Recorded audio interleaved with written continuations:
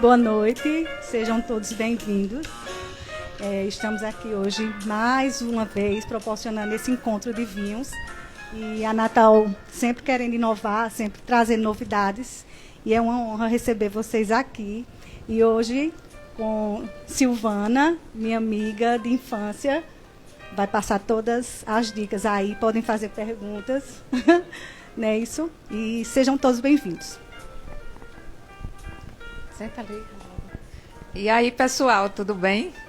Deixa eu só me apresentar. Meu nome é Silvana Torquato. Eu sou de Princesa Isabel, mas há muito tempo eu moro em Campina Grande.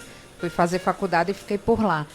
E eu sou jornalista, só que o vinho há muito tempo faz parte da minha vida. Tanto que eu tenho tatuagem, né? No vinho está a verdade em latim, na perna tem nome de uva.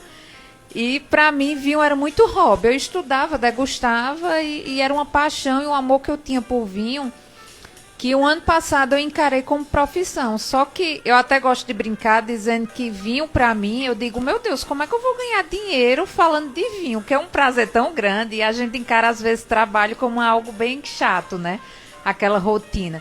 E não entrava na minha cabeça que eu podia ser uma profissional da área do vinho. Aí foi quando eu encarei, as coisas começaram a dar certo. E assim, é um prazer estar aqui com vocês. Falar de vinho, a gente tanto não quer dizer que eu sei mais do que vocês também sabem, porque eu gosto de falar que vinho é muita experiência, né? Às vezes você degusta um vinho aqui, vocês vão ter uma experiência, uma sensação diferente.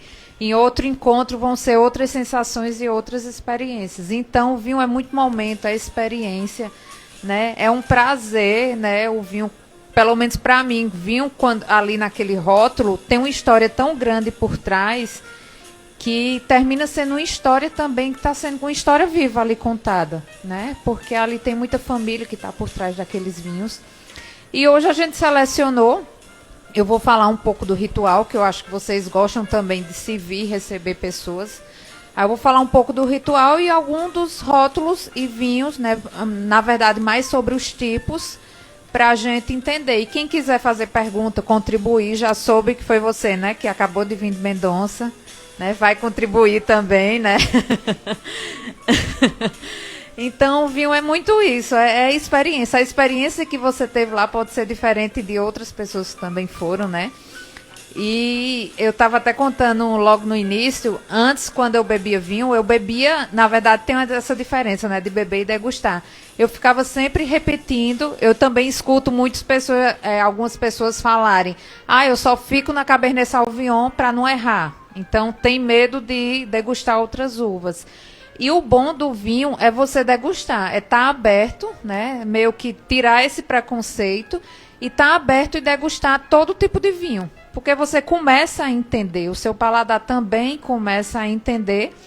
Inicialmente, muita gente, quem não tem costume, quando não gosta de vinho, possivelmente foi a uva que escolheu errada. Muita gente vai, por exemplo, a gente até falou, né, para um Malbec. Malbec é muito forte.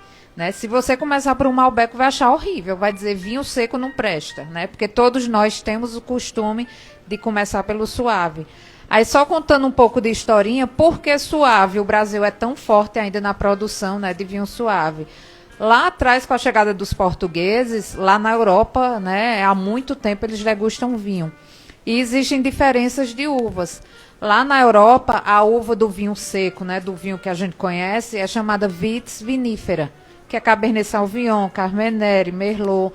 E nos Estados Unidos tem uma uva chamada Vitis labruscas, que são as uvas americanas, que é o que faz o vinho suave. Aí o que é que aconteceu? Quando os portugueses vieram, eles trouxeram uvas, porque queriam também manter esse costume aqui. Quando chegou para plantar, né, cultivar, não deu nada certo, porque o clima não tem a ver. E ficaram meio que tentando. Lá em São Paulo ainda eles tiveram uma pequena tentativa que terminou dando certo, mas terminaram e disseram, não dá certo, né? A gente, pelo clima, eles ainda não entendiam, não tinham estudado a área, a região. Aí o que é que eles fizeram? Plantaram, isso eu estou falando de forma bem resumida, só para vocês entenderem.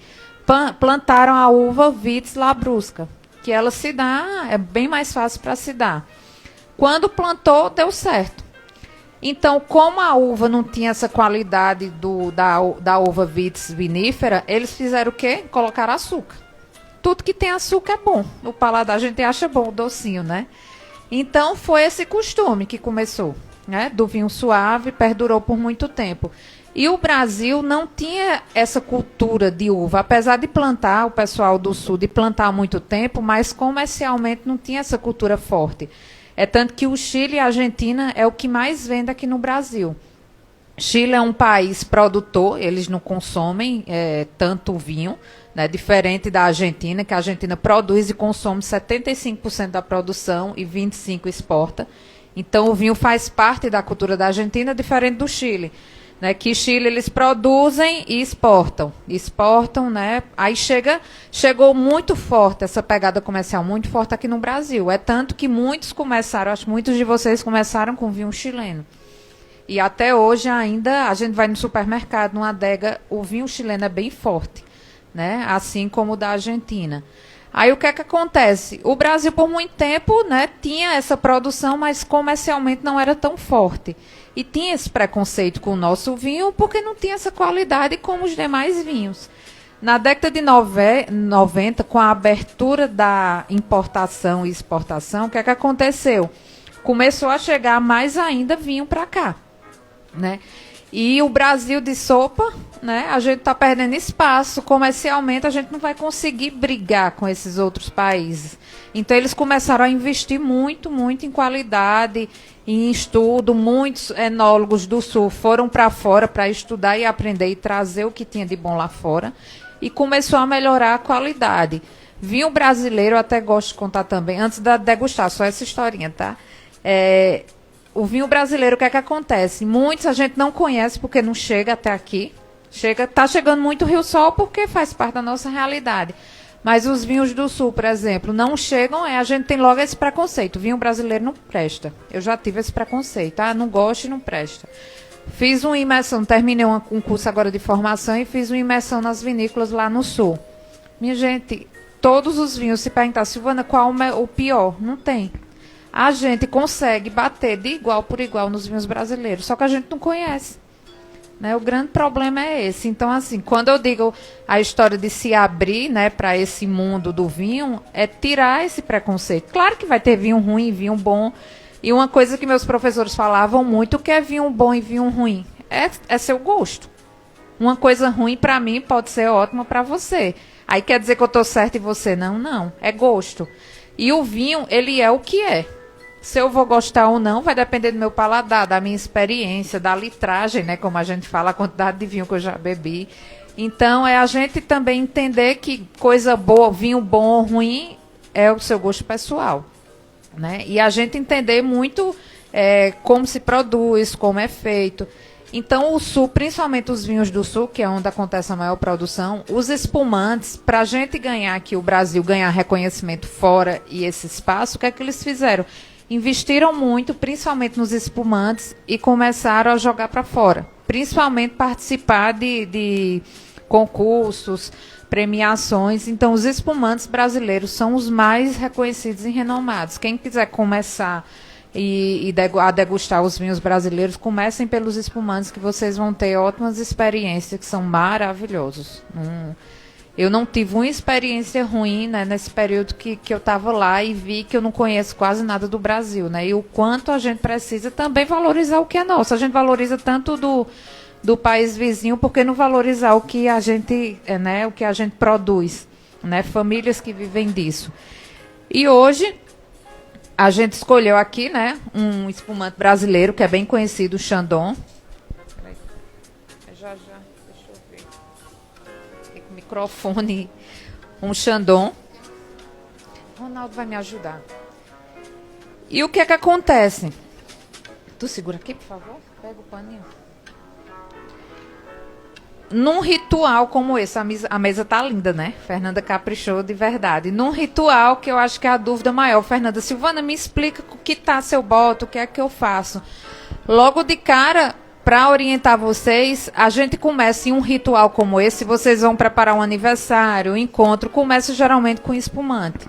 Porque o espumante é leve, é refrescante.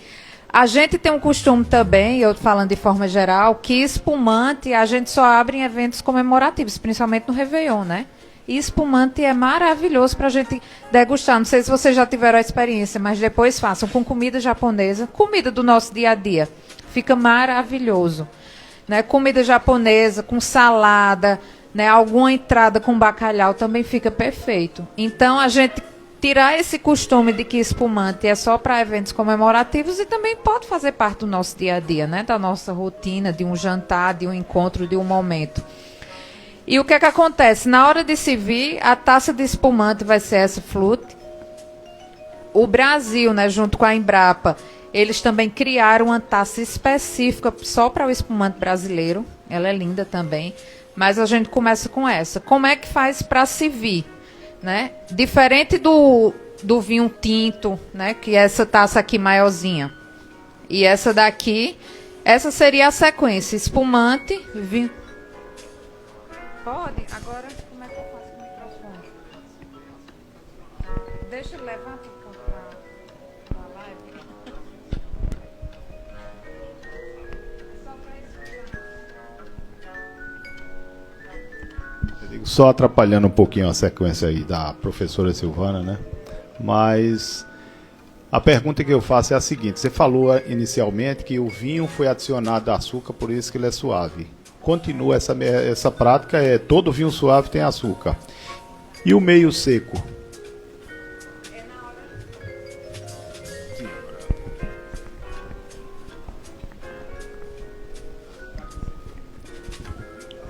Não, o que é que acontece? Vai depender da legislação. Cada país vai se atuar. Assim como tem aquela reserva, gran reserva, vai depender muito. O que é que acontece? Geralmente, o açúcar que vem no vinho, o vinho seco produzido com a uva Vitis vinifera, o açúcar é o da própria uva. Né? Durante o processo, o enólogo vai lá, parou a fermentação, vamos começar o engarrafamento e toda aquela produção. Então, vai chegar um momento que ele vai decidir que aquele vai ser demi-sec. Né? O meio seco, como a gente conhece. E o suave, propriamente dito, aqui no Brasil, na Europa não existe vinho suave, né? Existe lá, eles falam vinho de mesa, que aqui o nosso vinho de mesa é o suave. Então, para eles, não existe. O Brasil existe forte por conta dessa história que eu contei. Aí, aqui é adicionado açúcar.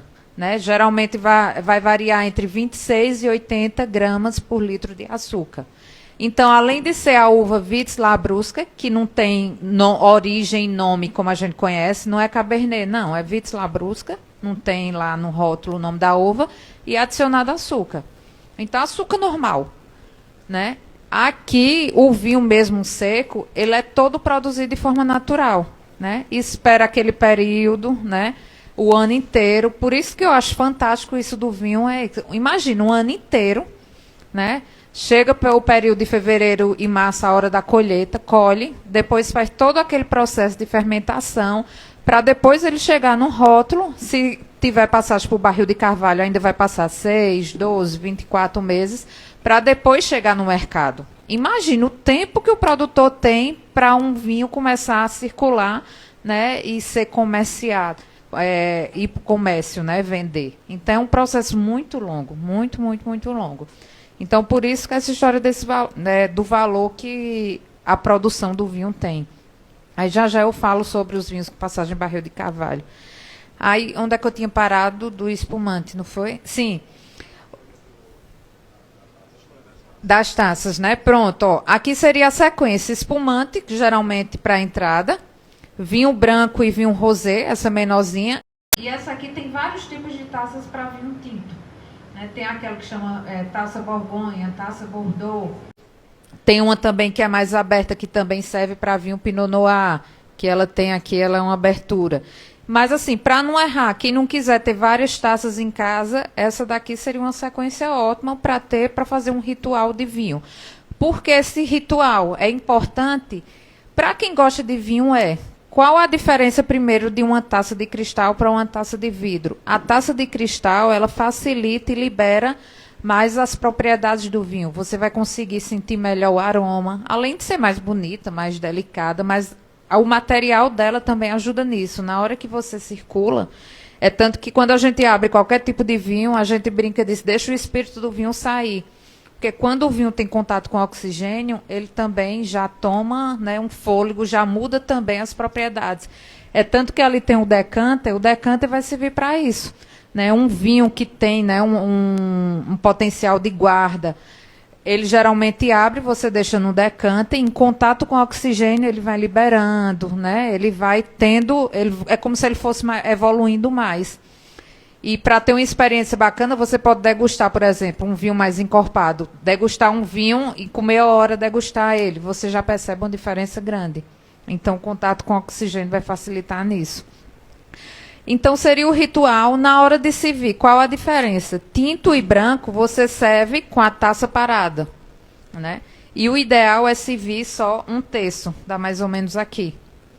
Né? Já aconteceu várias vezes de eu ir no restaurante e pedir, e o cara já teve um restaurante que botou o vinho até aqui à borda. Eu disse, e agora, como é que eu, né, a pessoa fazer? Imagina. Horrível, né? Então, é uma coisa bem simples que na hora de servir, por que servir pouco? Né? Porque você vai fazer todo aquele ritual para liberar, para sentir o aroma. Num restaurante, num ambiente, possa ser que eu esteja falando coisa bem simples que vocês entendam, mas só para nivelar e todo mundo entender, eu vou falar do mais básico. Num restaurante, quem pedir é quem o garçom vai servir. Então, se você pedir, mesmo que não entenda, ele vai estar lá esperando, ele vai colocar um pouquinho, né? Você vai fazer, né, o ritual, sentir o aroma, degustar, para poder depois aprovar. Ah, então se eu não gostar do vinho, esse ritual não é para dizer que eu gostei ou não gostei, é para ver se o vinho está bom ou estragado. Né? Vai servir para isso. Porque imagina, o garçom abre o vinho, você não gosta, gostei não, leva, aí vem outro também não. Não ia dar certo, né? Então é mais para entender se o vinho está bom ou não, a qualidade dele. Mas o gosto já é outra questão. O espumante, Ronaldo, tu me ajuda? O espumante, na hora de servir, também serve aqui, mais ou menos até aqui, e você inclina um pouquinho a taça.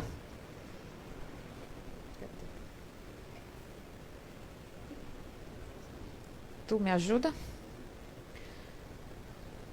O ideal é não levantar tanto, mas pode, só para vocês visualizarem, inclina um pouquinho. Tá.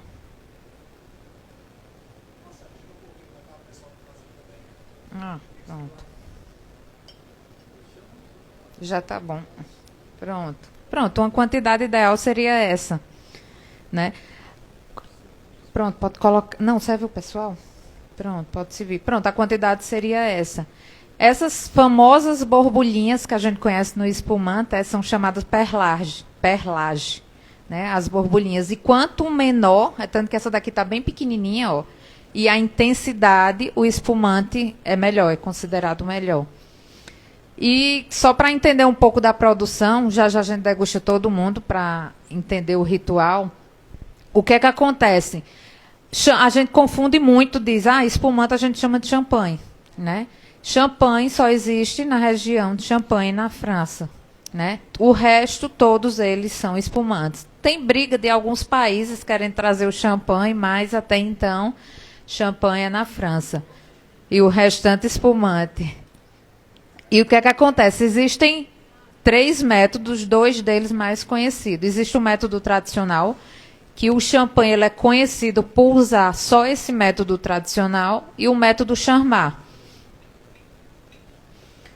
O método tradicional, ele demora muito mais do que o método Charmat. Então, assim, quer dizer que o espumante do método Charmat é pior ou melhor que o método tradicional? Não. É muito também a escolha do produtor. O método tradicional, a diferença de um espumante é vinho também, né? A gente pode dizer que é um vinho, só que é espumante. A diferença é que ele passa por 2 fermentações. Na segunda é que vai dar essas borbulhinhas, a perlage. Né, durante a produção. E o que é que acontece? O método tradicional, depois de você passar por 2 fermentações, o produtor vai pegar a garrafa, deixar na horizontal durante 6 a 12 meses. Depois ele vai colocar meio inclinada. Não sei se vocês já viram alguma situação do espumante, ele fica meio inclinada. E todos os dias, durante geralmente 30 dias, vem lá uma pessoa girar a garrafa. Todas. Se tiver 100, gira as 100. Né? Gira 1/4 da garrafa. Então, imagina, né? Você produzir, literalmente, de forma bem manual. né? Gira a garrafa para depois e todo o processo de rotulagem para chegar até o mercado. E o método Charmat, ele é mais comercial porque esse processo aqui ele é direto na garrafa. Ele não tem esse processo de girar. Então, muitos produtores que querem baratear o espumante, é tanto que no método tradicional, no rótulo geralmente vem lá, método tradicional. Espumantes com método tradicional, eles vão ser mais caros. Por quê? Todo o processo. Né? Imagina, todo dia tem que ser uma pessoa, um humano, girar, não é máquina. Né? Fica lá como se fosse um estande de madeira e os espumantes meio inclinados e ele girando. Então, espumantes com método tradicional vão ser mais caros, vão por conta desse processo mais manual.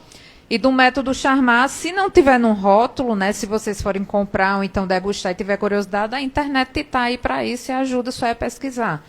Método Charmat, os espumantes vão ser mais baratos e termina indo para o mercado mais rápido. Mas não quer dizer que ela é melhor ou pior. Não, foi um método escolhido pelo produtor. As uvas mais tradicionais para espumantes são Pinot Noir, Carmenère. E o que é que acontece? Pinot Noir é uma uva tinta. O que é que dá a cor no vinho? A casca. Se eu tirar a casca, fica um mosto. Então, se dá também vinho branco. Né? Então, tá todo mundo já? Então, vamos lá, degustação.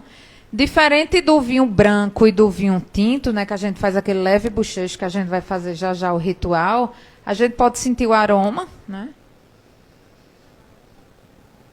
Geralmente vai ser, que é a parte mais difícil, a gente estava até começando mais cedo, vai ser a parte mais difícil da gente identificar o aroma. Como é que eu começo a identificar, como é que eu começo a aprender? Cheirando as coisas. Né? Ir para a feira, tem geralmente um kit que tem também os aromas, porque é bem difícil. E vinho, né? É meia hora para degustar, tá? Que é todo um ritual. E só de brincadeira. E vinho, geralmente, é muita experiência e sua experiência. Então, se vocês podem falar, eu estou sentindo um aroma de uma fruta que eu não conheço. Então, eu nunca vou dizer que é daquela fruta se eu não conheço. Então, também é muita experiência das pessoas. Né? Então, geralmente, espumante vai ter esse aroma de frutas cítricas, né? Que é bem característico, floral. Vocês conseguem identificar o quê? Acho que maçã verde. Alguém identificou?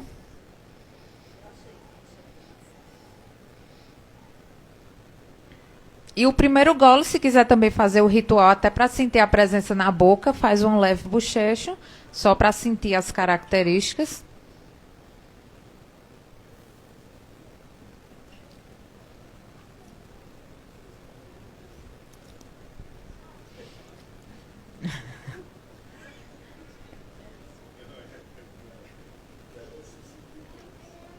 Ele tem que ser servido, eu acho que ele vai gelar já já mais um pouquinho. Ele tem que ser servido geralmente a 4 a 6 graus, bem mais gelado. Né? Então já já ele vai ficar. O ideal, outra dica, as dicas vão aparecendo aqui no meio do caminho. Quem compra vinho, não guardem na geladeira. Se tiver adega climatizada, ótimo, guarde lá. Mas não guardem na geladeira nem na cozinha. Porque vinho odeia luz. E a geladeira, imagina, o tanto de ingrediente que tem naquele universo. A gente abre direto e tem luz. Então, o pior lugar para guardar um vinho é na geladeira. Não tendo a adega climatizada, guarda onde? No ambiente mais escurinho que tem em casa, no guarda-roupa. Esconde lá dentro do guarda-roupa, deitado. Né? Do baú, onde tiver lugar escondido e escuro, guarde lá. Né? E aqui também tem a adega. A adega climatizada, a vantagem que é o lugar propício e vai estar na temperatura certa. Né? Então, você só é tirar, abrir e já está. Caso não tenha adega climatizada e queira se vir, né, como ele vai estar fora, o que é que vocês podem fazer? Vinho tinto pode colocar 20 minutos antes da geladeira e depois se vir.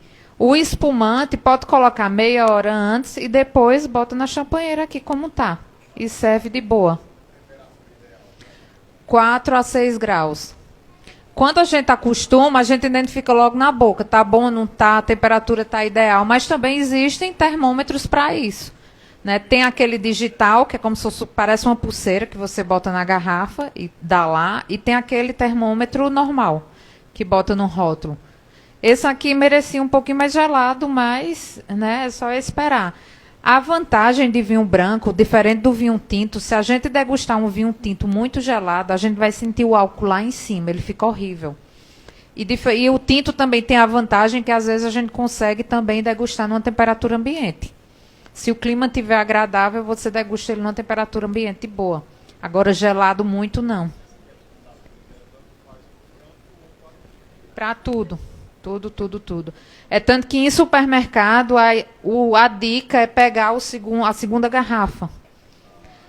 E porque geralmente supermercado tem uma rotatividade grande, né? Sai muito.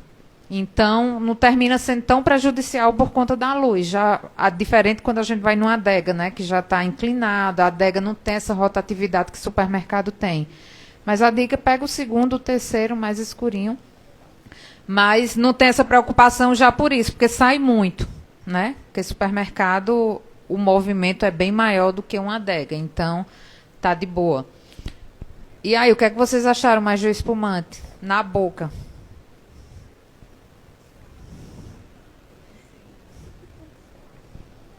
Quer falar? Eu queria perguntar se a gente pode degustar vinho em assim, períodos quentes, de calor, qual seria o vinho ou o espumante mais indicado para a gente degustar?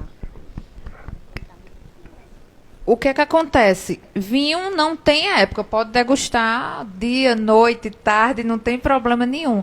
Mas alguns vão combinar e harmonizar mais. Por exemplo, em dias quentes, vinhos brancos, espumantes, né, vinhos rosés vão ser melhor até pela refrescância.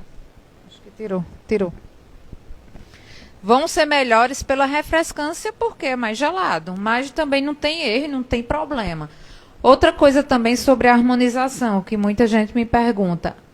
O prato que não vai harmonizar com tudo vai ser uma tábua de frios. Por quê? Porque tem muito ingrediente. Então, o que é que a gente faz na hora de servir? Está errado servir com espumante, com vinho tinto e com vinho branco? Não, não tem problema. Porque imagina você, cada item da tábua você está mudando de vinho. Então não tem problema, porque geralmente quando a gente serve uma tábua, está num momento de descontração, está conversa, né? Não tem aquele ritual realmente mais rigoroso. Assim como também o fundi. Né? O fundi tem carne, tem fruta, tem queijo. Né? E como é que eu vou harmonizar? A carne seria com tinto, o queijo com branco, então não tem como estar tendo essa mudança. Então você escolhe o vinho de sua preferência e vai para a noite e curte a noite daquele momento. A não ser que você queira realmente seguir um ritual bem mais rigoroso. Porque quando a gente fala em harmonização em vinho, a comida não pode sobressair o vinho, nem o vinho sobressair, tem que estar aquele equilíbrio. Porque comida japonesa não harmoniza com vinho tinto. Você pode gostar, não tem problema, né? Não tem uma regra absoluta. Mas ele não fica tão bom porque ele dá um gosto metálico por conta do iodo do peixe, do fruto do mar. Quando pega com tanino, que o tanino está na casca, é aquela sensação de adstringência quando a gente come caju. Não fica os dentes todos prontos. O tanino é isso. Se vocês quiserem ter uma experiência, só é pegar a casca da uva normal de casa e comer só a casca. Vocês vão ver o que é o tanino. Fica aquele amargor. Aí, porque a comida japonesa, ou assim, frutos do mar, peixes, não dá certo com tanino, porque ele vai dar um gosto metálico. Mas se você disser, eu adoro gosto metálico, não tem problema. Então, continua degustando.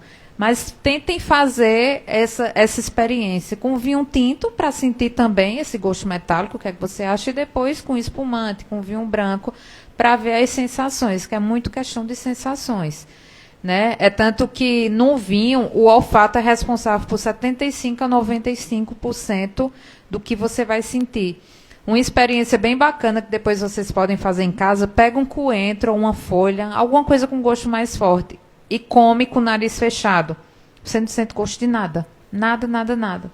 Mastiga não tem. Por quê? Porque tem essa ligação, né? Dos sentidos. Fora que a gente também, lembra o espumante. Menino, eu lembrei quando eu casei, quando eu passei no vestibular, quando eu comemorei meu aniversário. Vem as memórias, né? Vem as sensações. Aquele vinho que você degustou no seu casamento, no seu encontro, naquela viagem. Então, é uma sensação única que você tem, que mistura com o que o vinho agrega, aí dá uma sensação, essa experiência diferente. Então, quem quiser harmonizar com espumante, pode ser, por exemplo, salada de bacalhau, dá super bem. Uma salada, propriamente dita. Harmoniza também com, como eu falei, né, comida japonesa. O vinho rosé, que a gente já vai degustar, harmoniza muito bem também com frutos do mar ou com salmão. Fica maravilhoso. E uma regra bem simples e básica é vinho tinto com molho vermelho e vinho branco com molho branco. Então, mas se vocês gostam daquele macarrão com molho ao suco, que é mais leve, um Pinot Noir, que é uma uva bem mais leve e delicada, também dá super bem. Ou até, por exemplo, churrasco também é outra coisa que harmoniza bem com o vinho. Churrasco dá certo com Malbec. Fica um equilíbrio. A carne, quanto mais gordurosa, fica ótimo com Malbec. Fica uma experiência. Quem não gosta, porque geralmente churrasco a gente pensa logo em cerveja, né? Mas quem quiser ter experiência com vinho, escolhe o Malbec que fica. Eu fico até salivando quando eu fico imaginando aqui as sensações. É uma sensação maravilhosa que dá. Espumante, esse é o Brut, que é o mais seco. Ele que harmoniza também super bem com feijoada. Depois vocês fazem essa experiência. Fica um equilíbrio com feijoada maravilhoso. Porque geralmente feijoada a gente quer algo mais pesado também. Então o vinho Malbec pode ser que dê certo. Não, com espumante ele fica um equilíbrio bem bacana. Então não importa se você quiser estar servindo aquela feijoada, abre o espumante, né, que também dá super certo. E assim, pode ser que você, como eu falei, pode ser que você não goste, pode, né? Porque são as experiências. Mas segundo as regras, né? O que a gente estuda de harmonização em vinho, vai dar certo. É um equilíbrio que dá certo. Mas se não der, se vocês não gostarem, não tem problema nenhum. Então vamos degustar aqui mais um pouquinho.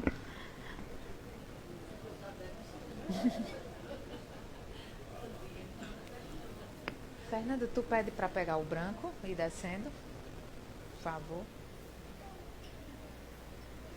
Eu até brinco dizendo, quando eu degusto espumante, eu esqueço dos problemas, dos boletos, de tudo. É uma sensação tão boa, um equilíbrio. Né? E numa segunda-feira, mais ainda, né? Não existe problema, não existe nada. Você se sente bem plena. E tem uma dica, tem uma tampa, né? Que muita gente diz, Silvana, eu abri e não vou degustar toda. Acontece. Existe uma tampa para espumante, que tem a pressão. Assim como para vinho tinto e vinho branco, existe uma bomba a vácuo, que chama. Que você bota, vem uma rolha geralmente de plástico.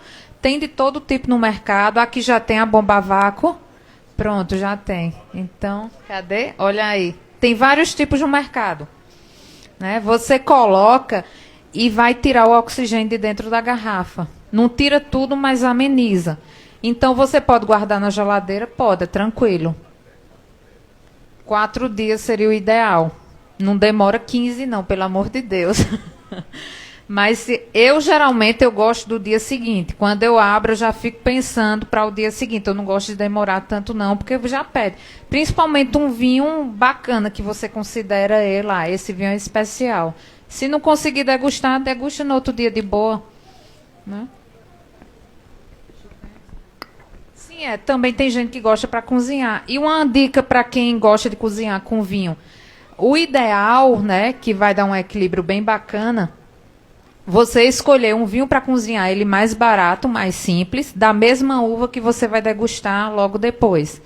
Então, se vai degustar à noite um Cabernet Sauvignon, escolhe um vinho mais simples, Cabernet Sauvignon. Cozinha, né, com aquele vinho e serve. Fica maravilhoso também. Então, escolhe um mais simples, um mais barato, né? Não tem problema nenhum. Então, existe a tampa de espumante, existe a bomba a vácuo, é uma mão na roda, né? Para quem não bebe vinho naquele dia. Porque eu tinha um costume de abrir um vinho só quando eu tinha uma companhia. E às vezes eu não tinha, né? Nem meu marido queria beber vinho naquela noite. Eu digo, ai meu Deus, o que é que eu faço? Eu quero beber vinho, não tem ninguém. Ia dormir com vontade. Hoje em dia, né? Já há um tempo para cá, eu comecei a aprender a degustar e a beber sozinha, né? A me curtir, a beber, é um momento maravilhoso. Uso a bomba a vácuo e no outro dia tá tranquilo. No outro dia eu bebo. Todos os vinhos são do supermercado, né? Vieram de lá, só para fazer. E tem outros ali. Quem quiser mais espumante pode só pedir aqui para complementar. Esse aqui branco é um português. Não pode perder a oportunidade, não. É aproveitar, né, não? O que é que acontece, uma dica também para não errar? Ah, eu não sei a uva, eu não sei como escolher. Existem algumas uvas predominantes do país. Então, para não errar, pode ir para aquela uva predominante. Existem outras, mas geralmente vai existir aquela uva predominante. Brasil, Cabernet Sauvignon e Merlot, né, predomina. A terra favorece as duas. Argentina, Malbec. Tem outros vinhos com outras uvas? Tem, mas Malbec predomina. Uruguai, Taná, é uma uva maravilhosa. Chile também, Carmenere, só que é muito mais conhecida Cabernet Sauvignon, mas Carmenere é mais forte lá. Aí a gente vai para Portugal, Touriga Nacional, bem conhecida. A Austrália, Shiraz ou Syrah, né, vai depender do país. Se a gente for para a África, tem a Pinotage. Então, Espanha, tem também a uva lá, Bordeaux, na França. O que é que acontece? A maioria das uvas vem da França. Cabernet Sauvignon vem da França. Malbec vem da França. Um exemplo de Malbec. Malbec é originária da França e não se deu muito bem. Os vinhos não eram tão bons. Então, trouxeram para a Argentina, plantou. E ele ficou tão bom, a Argentina soube cultivar e valorizar tão bem, que quando foi para o mercado, o Malbec se tornou muito mais reconhecido e valorizado na Argentina do que na França. Porque a França e Itália, geralmente, elas brigam. Tem uma avaliação anualmente, qual é o país com o melhor vinho daquele ano. Geralmente é França um ano, Itália em outro, então elas ficam. E geralmente os vinhos da Itália e da França têm pegadas diferentes, têm um caráter diferente. O vinho francês, quando chega para o Brasil, ele vem bem caro, né, por conta de impostos. Então, vinho francês, é tanto que meus professores falavam, não comprem vinho francês abaixo de 150, que não presta. Vai ser aquele vinho bem de baixa qualidade lá da França. Então, geralmente, vinho francês vai ser bem caro. E lá tem uma valorização, lá eles valorizam, não é a região, eles valorizam a vinícola. Geralmente vai vir o nome da vinícola no rótulo. Aí a história da França é bem mais complexa, bem mais complicada.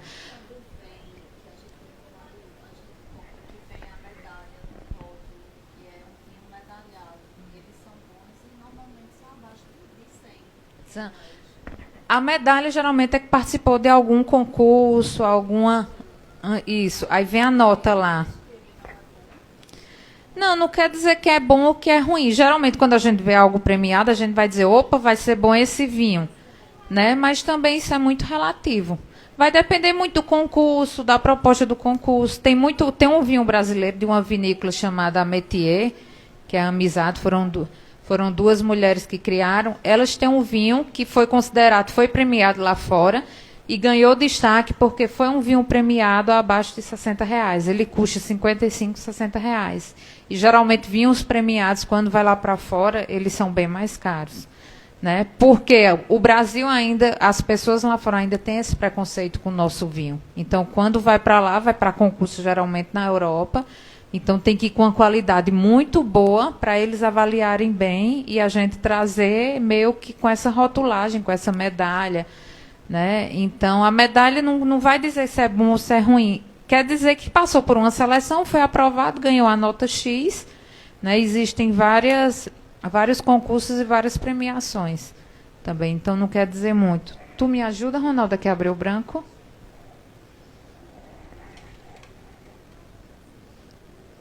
E uma dica aqui do vinho brasileiro, que eles chamam a safra das safras. Se quiserem comprar vinho brasileiro, comprem do ano 2020, que foi uma safra excepcional.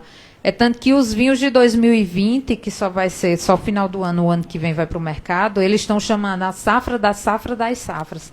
A proposta e a ideia é que venham vinhos excelentes com essa safra desse ano. né, que vai depender do clima, do momento, da terra. Aqui em Petrolina, como o clima é totalmente diferente lá do sul, o que é que eles fazem? Eles têm vários tipos de colheita, então eles colhem várias vezes ao longo do ano, por conta da irrigação e por conta do clima. Né? Mas é uma coisa que está dando certo, é tanto que muitos de lá vêm para cá estudar. Como é que uma região tão quente como a da gente está dando vinho, produzindo vinho?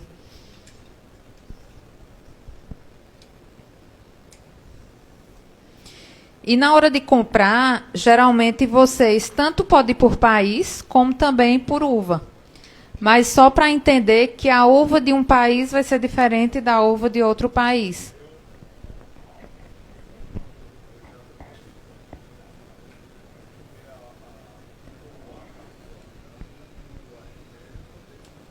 Totalmente diferente, né?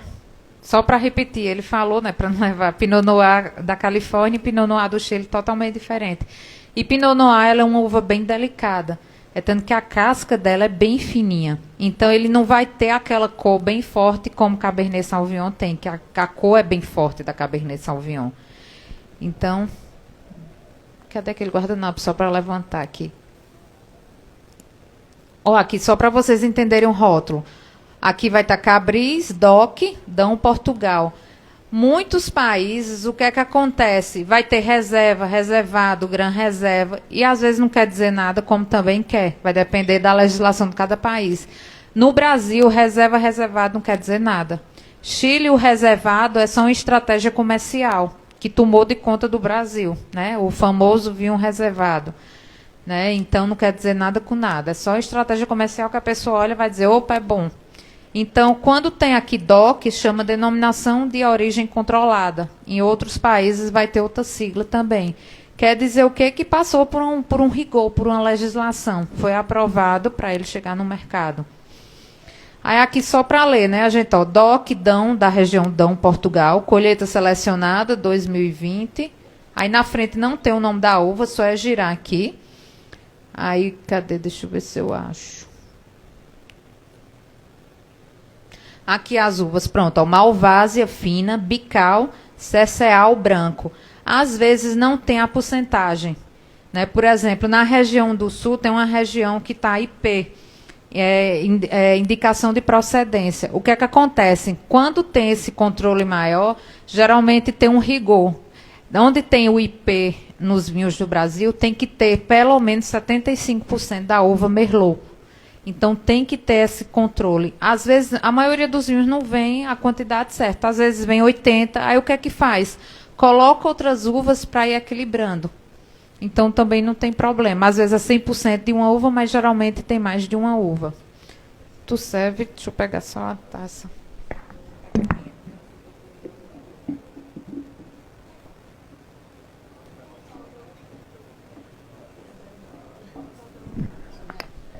A de vinho branco, né, assim como a de tinto, não precisa levantar, né, serve normalmente aqui. Bota até aqui um terço.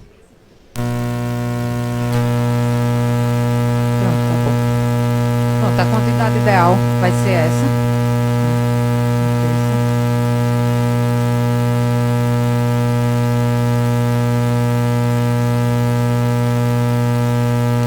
Para que serve a água nesse momento de vinho? Para hidratar. A única coisa que serve é hidratar. Né? Então, o ideal é bebendo vinho, bebendo água. Aí muita gente ainda brinca, vinho dá dor de cabeça. Não dá, não. Se você hidratar, beber água, no outro dia você acorda zerado e muito bem. O segredo é a hidratação.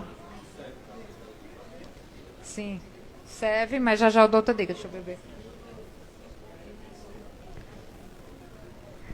O que ajuda a limpar de um vinho para outro? O que dá mais certo nessa limpeza, a água ajuda. Mas o que vai dar mais certo é pão. Pão francês, um pedaço. Ele é o que limpa. Então, se você vai de uma mudança muito grande de vinho, né, do vinho branco para o vinho tinto, ou mudança de uva, como um pedaço de vinho... Agora tem que ser pão francês, sem nada. Um pedacinho francês. Sem nada. Pega um pedacinho, como ele tem esse caráter de limpar. Aí vai para o próximo vinho.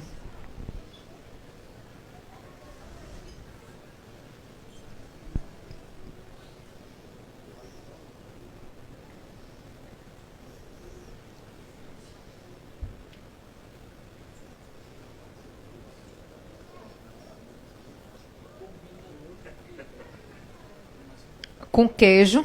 Deixa eu ver os tipos de queijo. Com queijo vai ser a combinação perfeita. Mas faça uma experiência. Pegue o salame, que tem um gosto mais forte, com vinho branco, para ver a experiência. E depois pega um queijo com...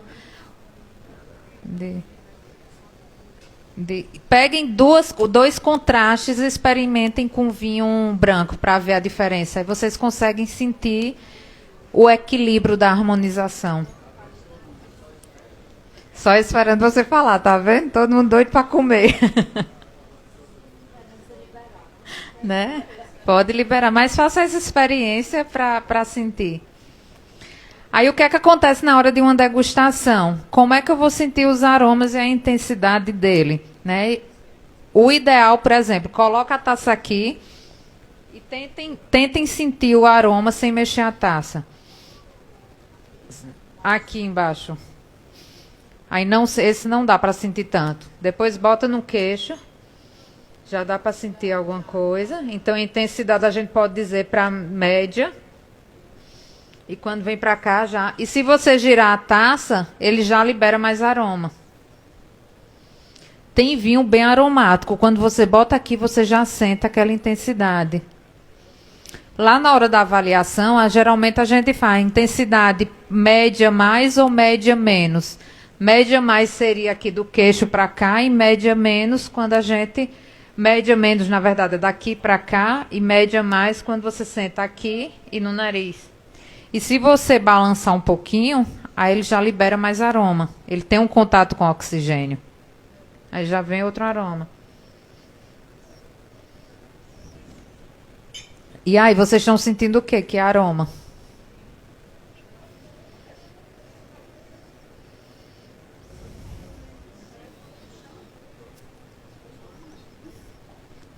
Se assemelha, né?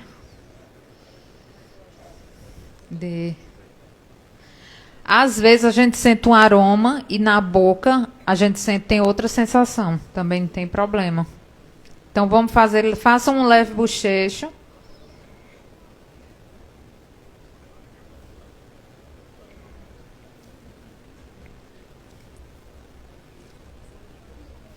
Geralmente vinho branco ele tem uma acidez forte. Fica. Isso é natural. No vinho existem três elementos que a gente pode considerar que tem que estar em equilíbrio. Um é o álcool. Né? O álcool é da própria uva durante a fermentação. O tanino, que só vai estar no vinho tinto, que é o que vem da casca. E a acidez. O álcool, geralmente a gente sente uma sensação de calor na boca. O tanino, aquela astringência atrás dos dentes. E a acidez, a gente fica salivando. Vocês estão sentindo a salivação e geralmente aqui na lateral, lá atrás. É tanto se vocês bochecharem, aí você sente a intensidade da acidez ou não, que ele fica. Sente mais. Então, para a gente entender a intensidade da acidez, faz esse bochecho. E geralmente, assim, a gente fala, escolha vinhos que permaneçam na sua boca. Eu não sei se eu degustei faz pouco tempo, eu não contei, mas ele ainda está presente aqui embaixo. Então, quanto maior a persistência, isso é bacana do vinho, que ele se torna mais presente. Tem vinho que você degusta e fica, um tempão presente. Isso também é uma característica boa do vinho. Então, tem que estar equilibrado. Se você sentir mais álcool na boca, aquele calor, aquela sensação, é porque não está tão equilibrado, né? Mas também não tem problema. O ideal é estar o equilíbrio, né? Mas às vezes um sobressai do outro. Então é bom porque a gente começa a entender as características, né? Esse tem mais álcool, essa acidez é mais forte. Quando a gente for degustar o tinto, que vai ser um Rio Sol, né, Fernanda? Que é daqui, a gente vai tentar entender esses três elementos: o tanino, a acidez e o álcool, que estão presentes nos três. Uva tinta pode fazer vinho branco, como eu falei, pode, só é tirar a casca, né? Ficando o mosto. Aí vai depender muito da escolha do produtor. Então, ele que vai decidir lá durante o processo o que é que ele vai querer.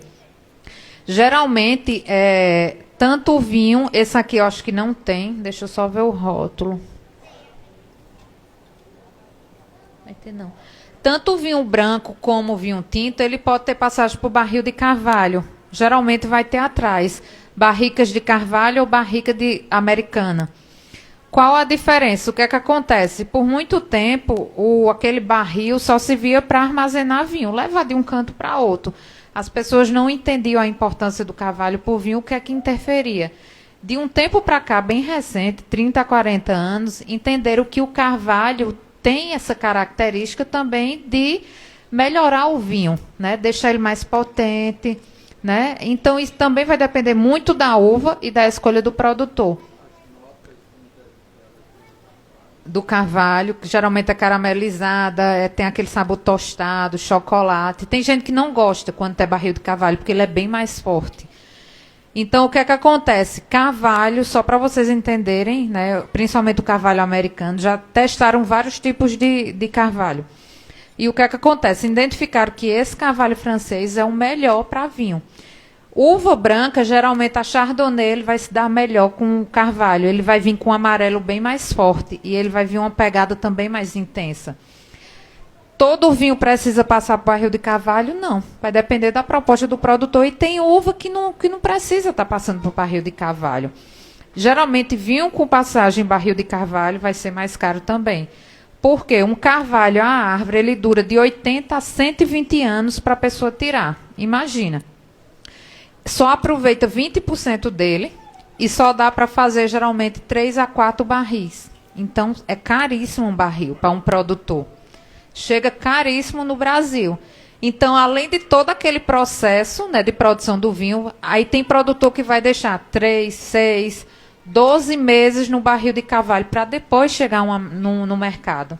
Claro que um vinho desse vai ser mais caro, mas também vai ter outra proposta. Então, ele geralmente é tostado, queimado, tocado fogo. E quando tem uma tosta leve, às vezes vem a característica tosta leve ou tosta mais forte. A tosta mais forte, ele vai ter um gosto de chocolate, canela, caramelizado. Tem gente que gosta dessa proposta de vinho e tem gente que não, gosta de uns vinhos mais leves. E a tosta mais leve, ele vai ter gosto de especiarias. Então, o vinho muda, né? E existem, como a gente fala, os vinhos do dia a dia, que é a proposta para consumir no dia a dia. São mais baratos, né? É para comprar e consumir. Tem os vinhos de guarda, né? Que geralmente são aqueles vinhos que a gente tem como guardar 5, 10 anos. Tem o da Miolo, lote 43 aqui brasileiro, só para citar um exemplo. Uma das melhores safras dele foi 2018. Então, tem gente que compra vários para degustar vários anos. Consome hoje, consome daqui a 5 anos, 10. O problema é só esperar, né? Que eu acho que é a pior parte. Mas quem tem paciência, deixa lá, porque ele vai melhorando ao longo do tempo. Então, são os chamados vinhos de guarda. Então, tem vários vinhos nesse estilo. Vinho do dia a dia para fazer isso, não. É para comprar, consumir, abrir e pronto. É o vinho do dia a dia. A proposta dele é essa. Já um vinho de guarda, a proposta é você guardar, porque com o tempo ele melhora. Se quiser consumir naquele momento, consuma, mas saiba que com o tempo ele vai ser bem melhor. Então, existe essa diferença, né? Outra coisa. Sim, é o carvalho, né? Aí imagina, um carvalho, 80 a 120 anos, para você tirar 20%, fazer 3 barris, vender caríssimo para o produtor comprar, engarrafar para chegar no mercado. Um vinho desse vai ser bem mais caro, né? Então, é para a gente valorizar mais ainda aquela proposta do produtor. Aí, os mais famosos são o carvalho americano e o carvalho francês, que tem essas pegadas diferentes.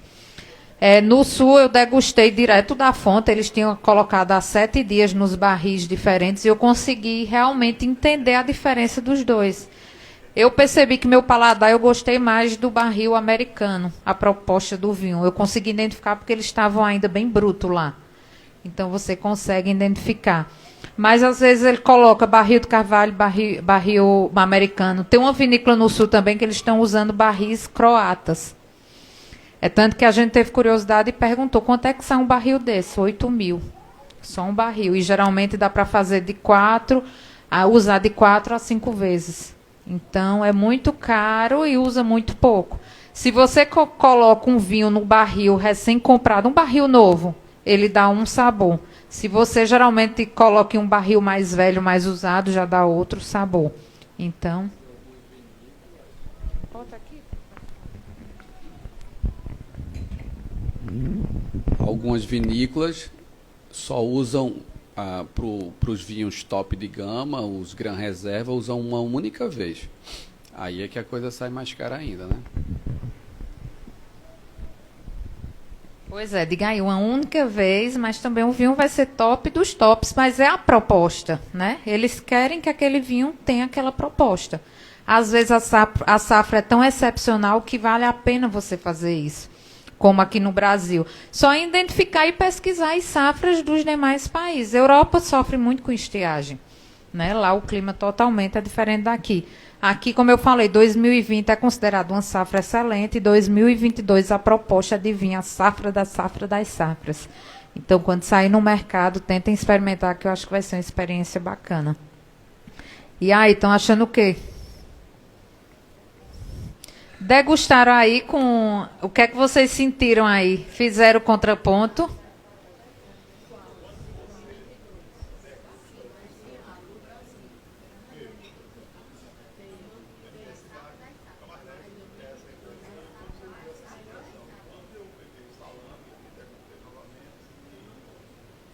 Fica mais, né?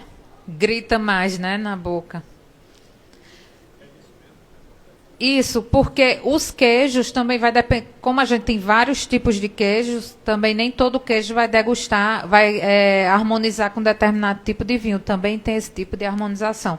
Salame geralmente vai harmonizar com vinho tinto. Com vinho branco ele fica meio estranho, né? A gente não consegue perceber essa diferença. E a harmonização é equilíbrio. O vinho tem que se equilibrar com a comida, assim como a comida. E quando, por exemplo, a gente tem essa degustação de vinho branco com salame, um não equilibra com o outro. Fica essa diferença, a gente percebe claramente. Aí tem gente que gosta, tem. Eu gosto, não tem problema. E como eu falei, uma tábua de frios é muito difícil escolher um vinho para harmonizar. E geralmente a gente está numa farra, entre amigos, e tábua é bom que é muito democrático, né? Você serve todo tipo de coisa. Então, para um encontro, ela é maravilhosa, né? Agora, se quiser seguir o ritual, aí segue aqueles rituais como eu falei, né? E a gente tem ali um vinho do Porto, que eu acho que é bem conhecido de vocês, só para complementar, e existe o vinho de sobremesa, que são os chamados vinhos fortificados, que ele também harmoniza super bem como sobremesa. Tanto ele, o vinho do Porto é muito conhecido porque ele é digestivo, e o teor alcoólico dele é muito alto. Então, você toma só uma tacinha, tanto que a taça é menor, toma só um pouquinho e já... da própria uva. Tem vários tipos de produção desse vinho fortificado que a gente chama. Tem um tipo que... Aqui, ó, pronto, que bem rapidinho. Ele aqui no Brasil é bem conhecido o vinho do Porto, mas existem vários tipos de vinhos que são chamados os vinhos fortificados. Uma das formas o período, por exemplo, de colheita no Brasil é março. É deixar ele ficar no pé até como se fosse apodrecer. Porque ele fica com um açúcar muito intenso. Então, quanto mais açúcar, o açúcar se transforma em quê? Em álcool. Então, geralmente, o álcool desses vinhos é bem elevado, só que tem um equilíbrio. Tanto se você tomar uma taça dessa, você já fica bêbado na primeira taça. É por isso que serve. Só que ele é tão docinho que você fica, opa, é gostosinho, aí vai tomando, vai tomando. Tem um vinho, um fortificado chileno, que ele harmoniza super bem. Geralmente, vários vinhos desses harmonizam também com a sobremesa. Harmoniza com pudim. Para esse aqui específico, é uma taça pequena, como se fosse de licor. Aquela pequenininha. Serve aquela quantidade. Além dele ser digestivo, ele é mais docinho. A gente sente o álcool, mas sente também o doce dele. Porque vai depender também da produção. Tem alguns produtores que fazem o quê? Colhem a uva e deixam no sol, até ficar bem murchinha. Aí depois vai para a produção. Tem outro que ele fica parecendo a uva passa. Uva passa geralmente, né, do mais doce. Pronto. Tem um tipo de produção de vinho fortificado que também faz isso. Ou deixa apodrecer no próprio pé, né? Deixa passar o tempo, aí depois colhe. Então vai depender muito da escolha e da produção, né, de quem está fazendo. Por isso que é importante a gente dizer, vinho, a proposta dele é essa. Se você gostou ou não, aí já é outra história. né? Vai depender do seu paladar. Se seu paladar gosta de vinho que tem essa pegada de barril de carvalho mais forte, tem gente que não tem. Uma dica de muita gente faz, eu fico nervosa, às vezes um amigo meu vai para um supermercado e tira foto do paredão, me dá uma dica. Eu digo, oi. Eu digo, e aí, né? Não, é a coisa mais difícil do mundo. Aí eu começo o meu a entender. Ou então, às vezes, uma dica de presente. Eu digo, essa pessoa tem costume de beber vinho? Tem, bebe muito. Entende, não, mas gosta. Então, já tem um paladar mais apurado, né? Já há um tipo de vinho. Você sabe se ela gosta de determinado tipo de país? Ah, gosta muito Portugal. Então, você pode pegar uma proposta diferente, um da Espanha, que tem ali, né, um vinho europeu, mas também tem essa proposta. Ou pega um diferente ou pega um do próprio país que aquela pessoa tem costume. Se o paladar ela não conhece, mas gosta, mas não conhece tanto, não tem um costume, a dica que eu dou mais fácil é um Pinot Noir. É um vinho leve. Não tem quem não goste de um vinho da uva Pinot Noir. Ela é leve, leve, leve. É tanto que a cor dela é bem clarinha. Quem tem o paladar já mais apurado não vai gostar de um Pinot Noir. Vai achar ele que está faltando, né? Alguma coisa ali. Mas para quem está começando é um vinho ideal. Pode começar, geralmente, Moscatel Rosé, né, que é um espumante que tem uma pegada, ele é mais docinho. Então, é assim, é um passo a passo. É tanto que muitos da gente, eu acho que começou no vinho suave, e quando foi para o vinho seco e depois tentou voltar para o vinho suave, odiou. Né? A gente percebe claramente essa mudança. Então, o vinho, você tem que entender o paladar do outro, o momento do outro, né? Se está no início, no meio. Às vezes tem gente que degusta muito vinho, com muito costume, mas não entende nada, só gosta. E vai entendendo pelo paladar. Tem gente que só compra pelo preço, né? Acha que vinho mais caro é o melhor vinho. Às vezes não, vai depender da proposta. Pronto, alguém quer mais o branco? A gente vai para o rosé. Serve. Uhum. Geralmente pode servir como entrada ou no final. Geralmente mais no final. Esses vinhos fortificados. Então o vinho é muito isso. A proposta, vinho mais caro é vinho melhor? Não. Né? Nem sempre. Vinho mais caro tem uma proposta? Tem. Por quê? Porque ele pode ter passado bem mais tempo no barril de carvalho, vai ter uma proposta. Às vezes a gente paga um vinho caríssimo e vai dizer, meu Deus, que vinho ruim. Porque às vezes seu paladar não está pronto para aquilo. Vinhos do dia a dia. Tem como, às vezes, no dia a dia a gente comprar vinhos caros o tempo todo? Não tem. Né? Não é tão acessível para a maioria das pessoas. Então, vinhos é muito proposto. Um momento especial, a gente compra aquele vinho especial. Né?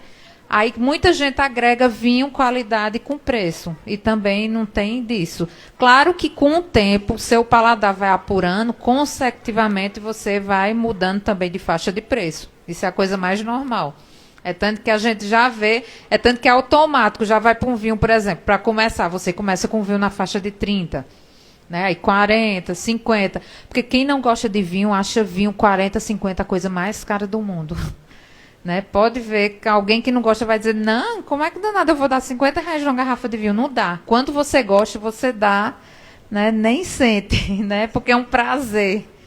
O que você deposita no vinho é tão grande que o dinheiro termina sendo compatível. Então, você vai avançando e você vai avançando também de faixa de preço. Então, isso é muito normal para o paladar. Né? Então, é um processo. Né?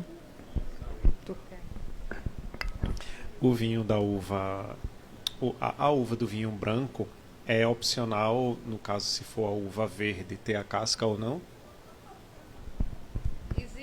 Existe o vinho verde que só existe em Portugal, que é uma área de lá, né? Uma região específica de lá. O que é que acontece? O produtor vai escolher se vai usar só uma uva, 2, 3, porque uma vai equilibrando a outra e ele vai experimentando durante o processo. Pode... Isso. Com a casca não, porque a casca dá a cor. Sim. Se não, a uva verde, sim. Só se a uva for tinta, o roxo. É tanto que o rosé que a gente vai degustar o próximo, porque ele é mais um rosé mais clarinho. E tem várias tonalidades de rosé. Porque o produtor deixa um pouco a casca e tira em determinado momento. Aí, às vezes, tem rosé que é bem clarinho, tem outro rosé que é mais forte. Então, vai depender lá na escolha do produtor. Vinho branco com passagem em barril de carvalho, ele vai ter uma cor mais forte. Né? Com o tempo, ele escurece, ele fica um branco. E, geralmente, vinho branco não é de guarda, né? É um consumo mais rápido. E vinho tinto, com o tempo, ele perde a cor. Aí, às vezes, tem vinho que está bem laranja já. Aí,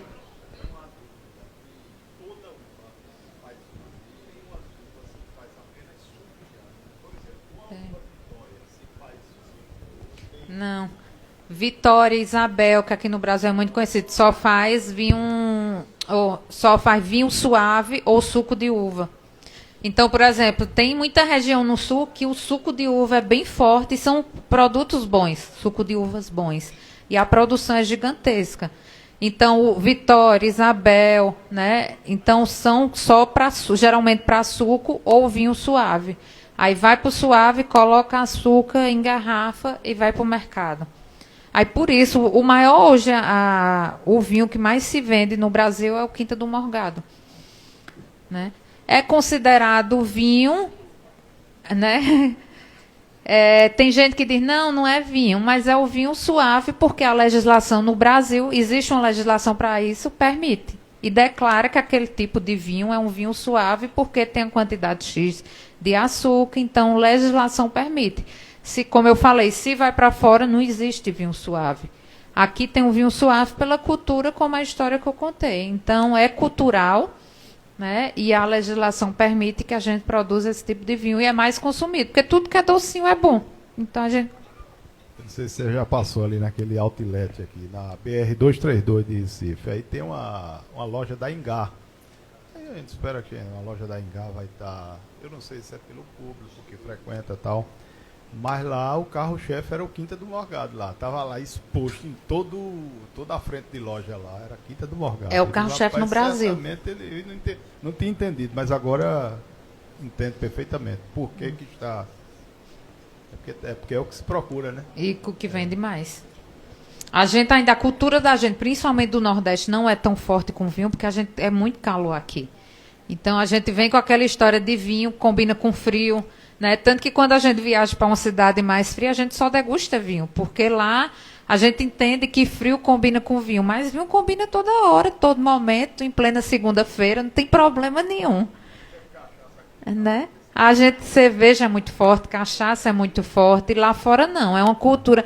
É tanto que quem já teve a oportunidade de fazer essas viagens pelo sul, vinho é uma coisa bem natural. Lá fora eu conheço Portugal, é como se fosse um suco para eles. É tanto que eu bebia tanto vinho que o povo ficava, Silvana, tá parecendo uma esponja. Porque você anda, senta, pede uma taça de vinho, que lá vende as taças de vinho. Na cantina da faculdade, que eu estou terminando o doutorado lá em Porto, tinha alguns momentos, né, que o professor levava, era vinho. A gente ia assistir aula depois de almoçar com vinho. Imagina que é impossível você imaginar de almoçar vinho e ir para uma sala de aula, né? Não existe isso. E lá, e fora não era um tipo de vinho, não. Eram vinhos harmonizados. Então, tudo lá é muita comida, muita bebida, muito vinho, e depois a gente ia assistir a aula. Se entendia ou não a aula, era outra história, né? Mas... né? Faz bem. Diz que o álcool é um fixador, e a gente saía da faculdade na sexta-feira e ia tomar uma cervejinha. Aqui é na sexta. Para fixar o que a gente tinha aprendido durante a semana toda. Aí tomava um álcool. Aqui o álcool vem na sexta, lá vem qualquer dia, porque aí vinho tem muito disso, né? Cultura. Então, vai abrir uma taça de vinho aqui, muita gente deve estar dizendo, um monte de gente não tem nem o que fazer. Né? Em plena segunda-feira, bebendo vinho. Né? A cultura da gente tem disso, de bebida ter momento, esperar uma sexta-feira à noite para beber, né, qual que seja o que for, ou sábado ou domingo, porque não existe isso de você abrir um vinho na hora do almoço tomar uma taça, é impossível. Né? Não é que é impossível, eu estou dizendo, não tem o hábito. Né? E o hábito é tão forte que a gente não entende que pode. Né? E como existem essas formas de vedar a garrafa, então não tem problema. Tanto que durante esse período de pandemia saíram várias pesquisas, né, de vinho faz bem, vinho evita isso, vinho faz bem para o coração. O vinho seco faz bem para o coração porque as propriedades dele são naturais, são da uva. O álcool é da uva. Se tem um pouco de açúcar, é do... O rosé, vai ser isso aqui. É. Esse aqui. Do branco. Ô, Silvana, e o vinho espanhol, assim, ele é bem visto na comunidade mundial? O vinho espanhol? Uhum. Tem um vinho que eu degustei ele, minha gente, que sensação maravilhosa. Depois vocês procuram. É chamado Jerez, o J. A uva é PX, que é Pedro Ximénez, aí Jiménez. Minha gente, ele parece um melaço. Ele é bem mais caro, mas a sensação que ele dá na boca é uma coisa maravilhosa. Primeiro, na taça, ele parece um melaço. Direitinho um melaço de cana que a gente conhece. Porque ele é fortificado, aí o álcool dele é bem mais elevado e ele é doce. Então, e esse espanhol, geralmente, dessa uva, esse Jerez, que é um tipo de uva... E no Brasil não tem muito. Geralmente você vai encontrar poucos na internet. Jerez, Jerez. É tanto que eu consegui, assim, em muitos restaurantes não tem. Lá em Porto Alegre tem muitos restaurantes que vendem o vinho na taça. Você escolhe, ele serve na taça e como tem um giro muito alto, né, não precisa guardar por muito tempo. E eu tive a oportunidade de degustar lá porque é muito difícil. Você não encontra na maioria dos restaurantes. E para vender na internet também, ou ele é muito caro, ele está na faixa de R$300 e nem todo canto tem.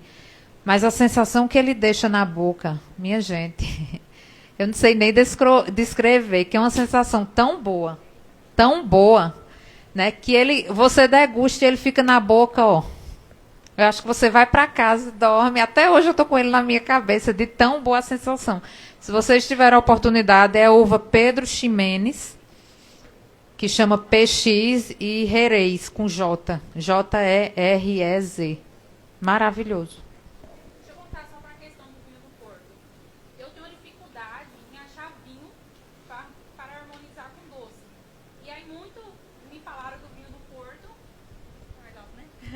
Muito me falaram do vinho do Porto, e aí quando eu fui a Portugal eu quis provar. Só que eu achei ele muito licoroso. E aí você falou que a questão da uva, ela passa do tempo para ficar mais doce. Só que eu queria saber se além disso tem alguma adição assim para deixar ele realmente mais doce. Não, com o tempo ele fica com mais açúcar. Não tem adição de absolutamente nada? Não. Geralmente, por exemplo, espumante adiciona leveduras. Leveduras são coisas naturais. Eu não sei nem que é. Na verdade, fugiu na cabeça. Micro-organismo, pronto.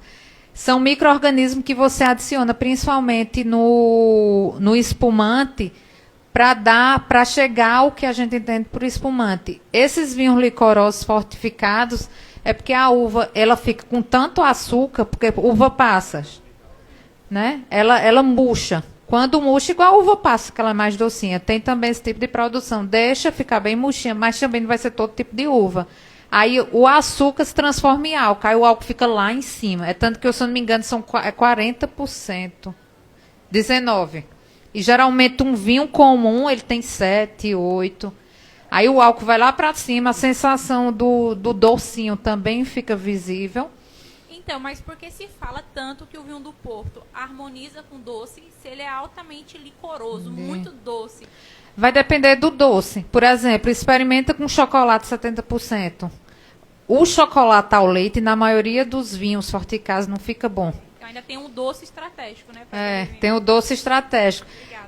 Tem um vinho, é porque fugiu agora, mas depois, qualquer coisa, depois eu preparo um material e mando para vocês com dicas de vinho que eu gostei, que pode ser que vocês tenham degustado ou não conheçam, e a gente troca essa informação.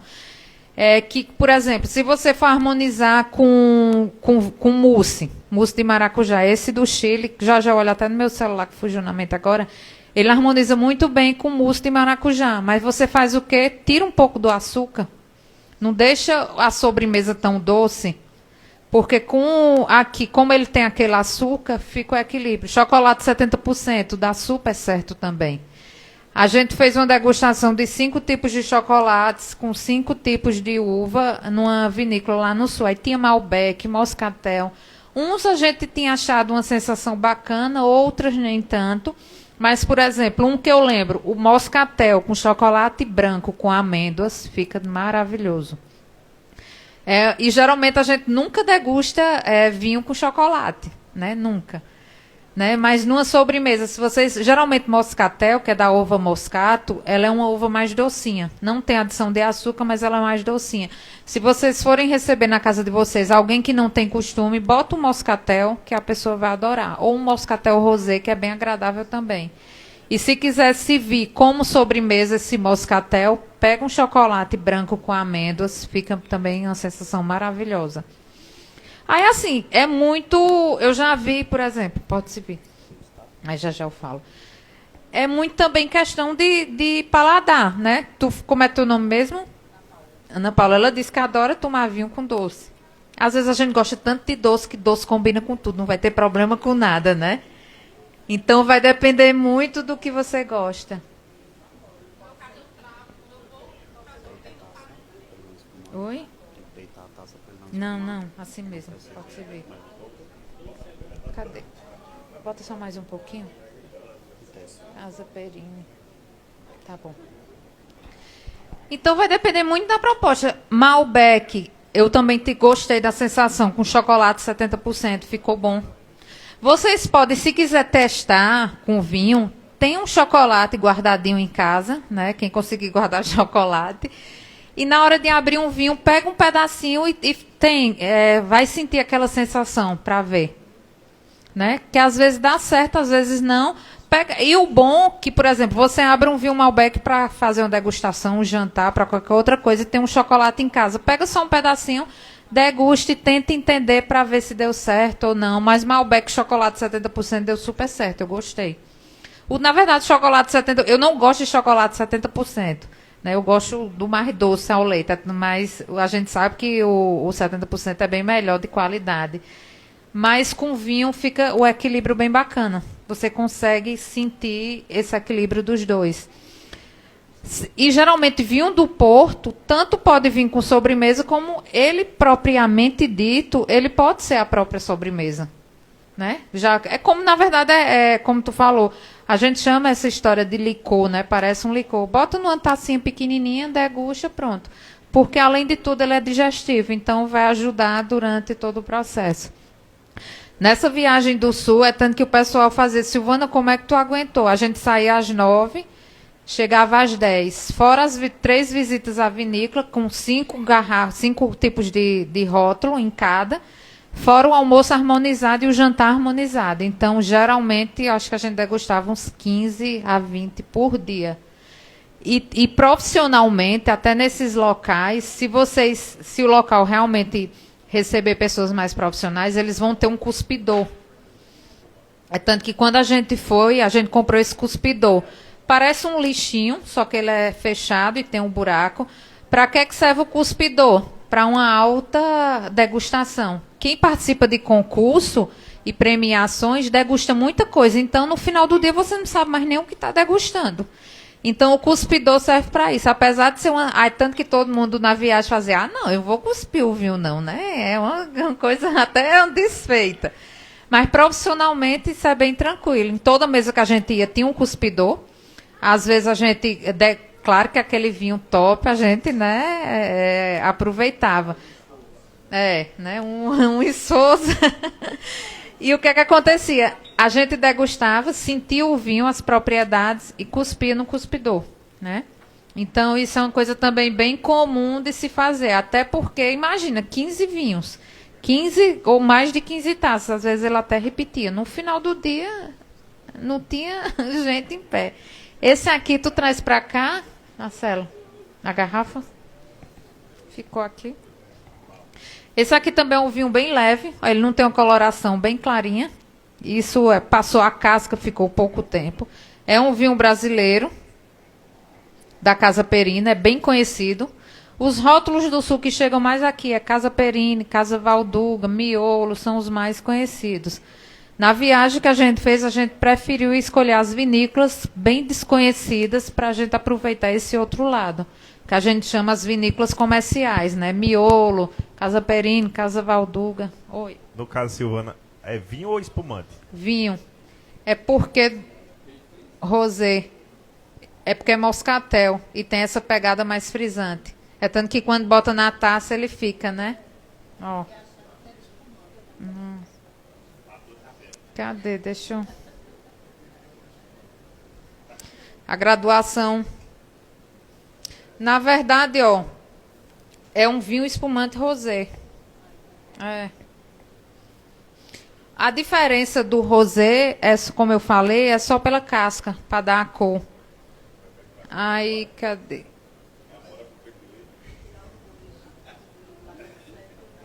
Só que ele tem essa pegada de frisante para dar... A diferença de frisante para espumante, frisante só passa por uma fermentação. O gás carbônico vem na primeira fermentação, e espumante passam por duas. E o gás carbônico vem na segunda. Mas é um vinho bem leve também.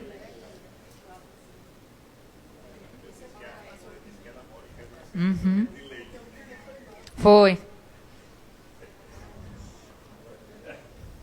Esse aqui poderia ser muito bem o primeiro da noite. Tranquilo. Até para quem não gosta do vinho seco, um vinho moscatel rosé eu sempre indico, porque é bem agradável. Até para quem gosta de drink, também, botar um Monan no moscatel rosé como entrada, fica maravilhoso. Bota morango, Monan de frutas vermelhas e moscatel rosé, vai para a beira da piscina. Menina, não tem coisa melhor.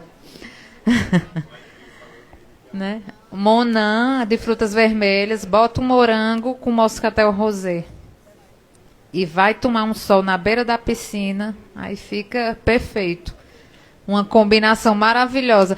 Eu indico essas opções até porque tem gente que não gosta. Então, se não gosta do vinho, tem gente que ainda acha forte o moscatel rosé. Faz como drink, então. Vai acostumando aos poucos. Né? O Monan de frutas vermelhas ele vai ficar mais doce, então, para quem não gosta, né? Já é mais doce. Uhum. Que a uva moscatel, que é o moscato, ela é bem docinha. Aí o rosé, geralmente, eu gosto mais de moscatel rosé do que só moscatel branco. Eu acho mais... Agora, sim, é bem agradável, ele gelado, em ambiente de praia, de piscina. Em lata, né? Sim. Que é frisante.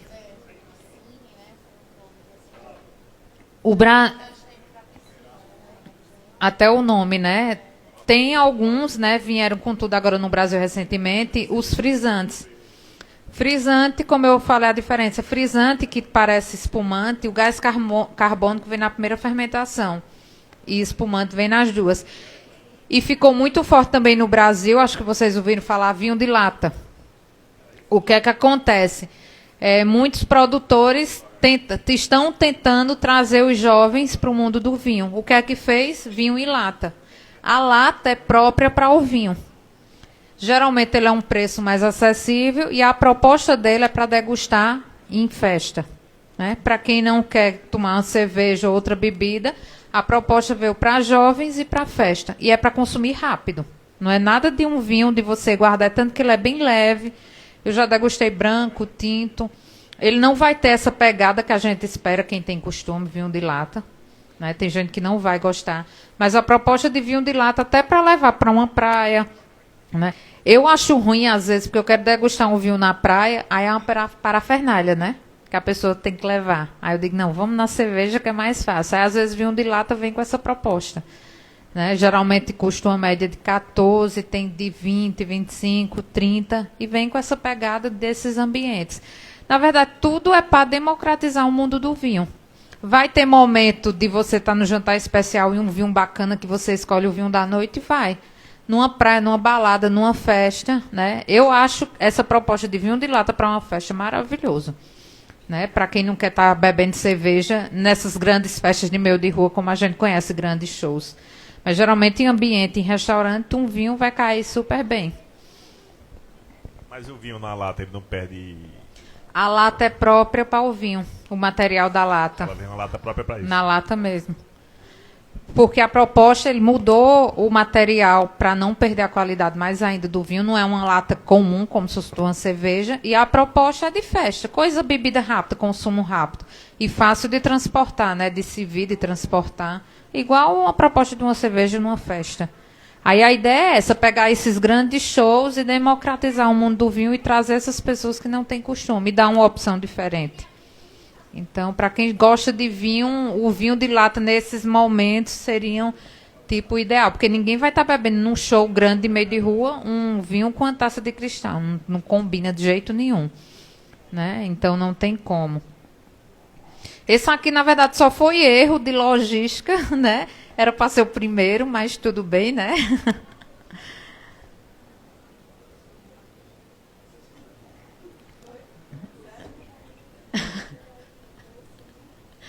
Tu gostou, não foi, Fernanda, desse? A gosta do docinho? Gosta. Mas testem depois também, quem gosta de drink, fazer um drink com ele, que também combina super bem.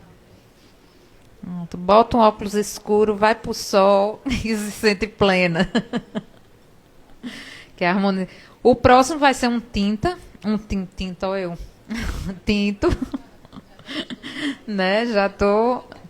E o pior é que eu nem tô terminando aqui. Tô aqui menos degustando aqui de vocês. E vai ser um tinto, né, aqui da Rio Sol, um Touriga Nacional, que é uma uva predominante. Eu acho que foi aquele, né, o Touriga Nacional, que eu te mandei. Não, deixa vir que a gente vê. Se for um Touriga Nacional, uma uva predominante de Portugal, mas se deu bem aqui. Eu acho que esse case, né, de sucesso de vinícola aqui de Petrolina, é tanto que a Miolo tem alguns vinhos produzindo lá e está chegando cada vez mais vinícola lá. Aqui em Garanhuns também, né? Diz que já está indo para a segunda vinícola. Então isso é bacana porque novas apostas, né? E as uvas estão sendo produzidas em Petrolina. Parece que eles ainda não têm produção. Tinha, né? Mas parece que os vinhos. Não, mas pode botar. Pronto, esse aqui, ó, o Touriga Nacional 2017, um Gran Reserva da Rio Sol. É um dos tops da Rio Sol. Eles têm, o mais famoso deles é o Paralelo 8, que é o mais top.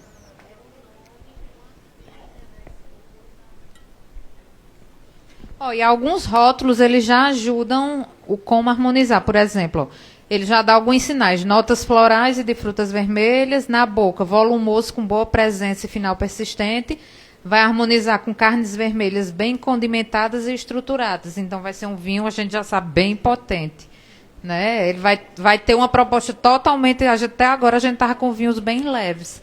Esse aqui vai vir com uma proposta bem diferente. Deixa eu ver o tempo de... Se tem o tempo de barriga. 13% de álcool, então tem bastante álcool, mas o barril eu não estou vendo não, mas possivelmente ele vai ter passagem para o barril de carvalho. Ó, e também tem a indicação, se vir ele a 18 graus. Como eu falei, tinto, ele não tá, dá para deixar, eu acho que ele está só um pouquinho quente, mas vai ser tranquilo. Vi um tinto, se vocês se virem ele muito gelado, o álcool vai vir tão forte na boca que fica ruim. Fica bem ruim a sensação, ele, quando está gelado. Tu pode ir abrindo, por favor? E é? Como? Mas tem alguma coisa? Deve ser alguma coisa da casca. Uma vez lá em Gramado, eu perguntei lá, aí ele disse que acha... Alguns, às vezes, não dá. Temperatura ideal. Para esse vinho tinto aí, 14, 16, quanto? Aqui indica 18, mas 16, 18 fica bom.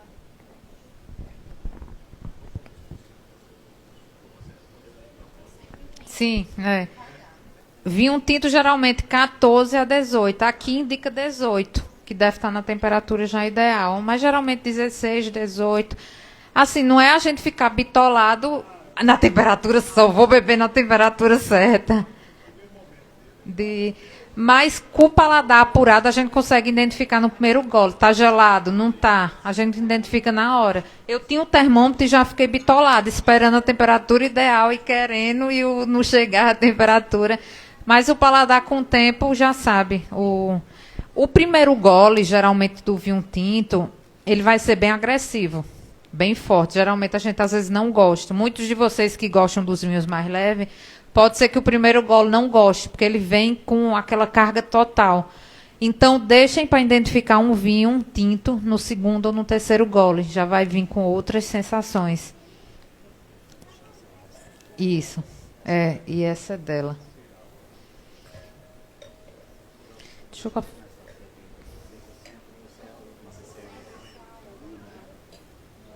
Essa da alergia, eu acho que é alguma coisa da casca, da própria uva tinta, que eu nunca tinha escutado falar, não. Alguém com... Pode botar mais.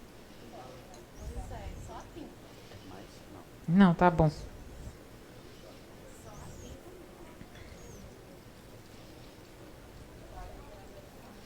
Tá bom. Uma forma boa de identificar, deixa eu pegar. Tu pega aqui, por favor, o guardanapo aqui. Tu pega para mim aqui, por favor, um guardanapo. Só um. Uma boa forma de identificar a cor do vinho é botar um pano branco ou um papel e faz assim.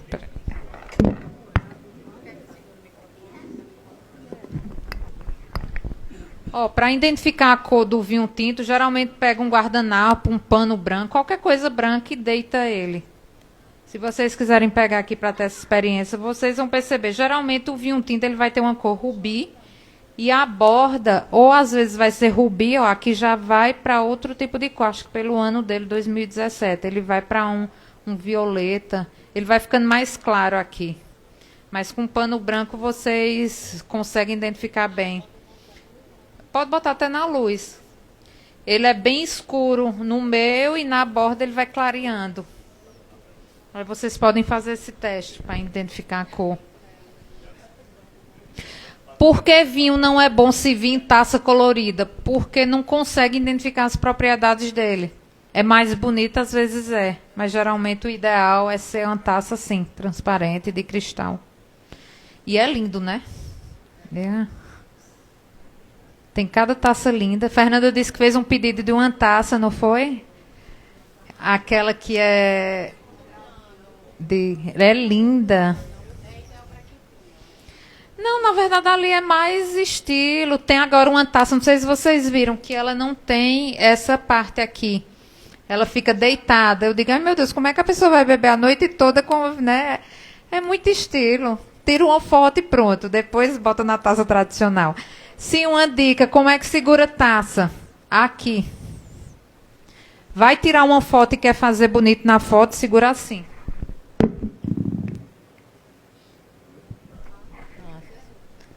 Fica elegante, bacana, né? Não, isso é para uma foto, né? Vai tirar uma foto, segura a taça assim e você vai arrasar na foto, né?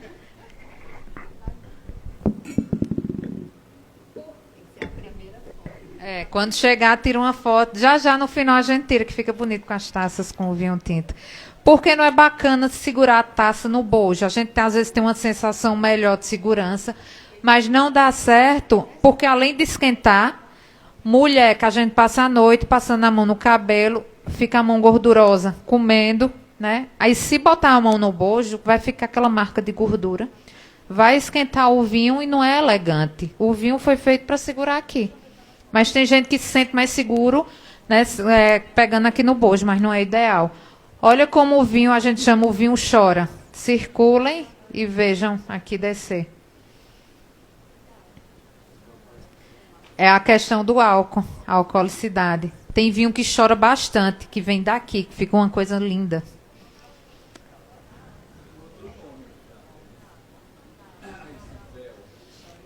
O mais comum, já eu lembro, mas o mais comum a gente diz o choro do vinho, que é o álcool. Quanto mais a alcoolicidade é maior. Esse tem quantos? Eu até vi. Acho que não sei. Tá aqui ele? Não. Cadê? Não. Falei, mas já esqueci. Não, 13. Tem 13. Os outros estavam entre 7 e 8. Esse tem 13 alcoolicidade, então ele vai ser bem mais forte. Vamos fazer a experiência, botar aqui no... Já dá para sentir alguma coisa. Vocês estão sentindo?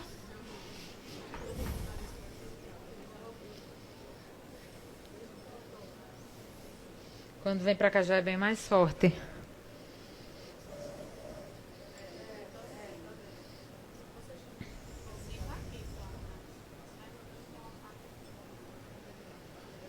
Aí depois balance um pouquinho aqui e depois sintam de novo. Não diz se ele tem passagem por barril de cavalo, mas por ser Gran Reserva, possivelmente vai ter.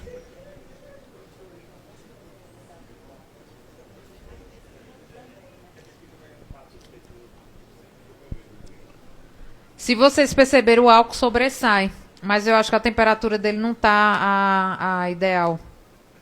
Mas mesmo o álcool se sobressaindo, olha a salivação que fica. Vocês sentem? Faça um leve bochecho, vocês vão sentir aquela salivação. Ele, se chegar na temperatura ideal, possivelmente ele vai estar bem equilibrado. A gente sente a acidez, né? Essa sensação aqui de salivação, o calor na boca e o tanino também bem leve. Está equilibrado, mas ele é mais para forte. Mas diga aí, ele tem 13% de álcool, né? Os demais estavam 7,8%, mas mesmo assim o álcool não tem aquele... Você não sente aquela presença mais forte de álcool. Mas que ele é bem mais forte, é outra pegada, outra proposta, né? 2017.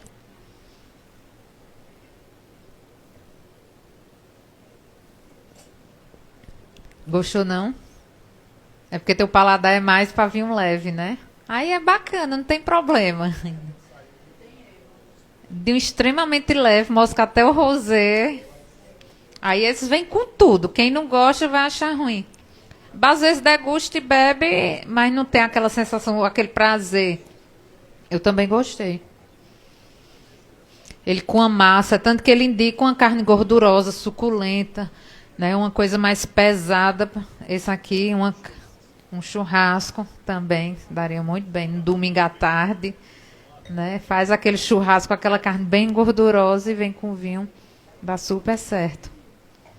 Quem imaginou, né? Churrasco, feijoada com vinho é quase impensável pra gente, né? A gente vai logo pôr a cerveja mais gelada. Mas feijoada com espumante, churrasco com vinho, Malbec, esse aqui dá super certo também. Agora, se pegar um churrasco com Pinot Noir, vai ser uma experiência horrível. Então, não façam. Pega um Pinot Noir e faça um prato bem leve, que vai ficar uma coisa bacana para quem gosta, né, do Pinot Noir. Tanto que você falou da experiência Pinot Noir. Aquilo que você falou, quando eu estava iniciando, eu não sou um tomador de, mas tomo eventualmente. Inicialmente a gente começou com Pinot Noir. E hoje a gente já percebe ele um pouco fraco, depois que você começa a cor dele é bem clarinha. Clarinha. Hoje a gente já sente ele bem fraquinho, né? Bem suave, bem leve, né? Mas para começar, ele é maravilhoso.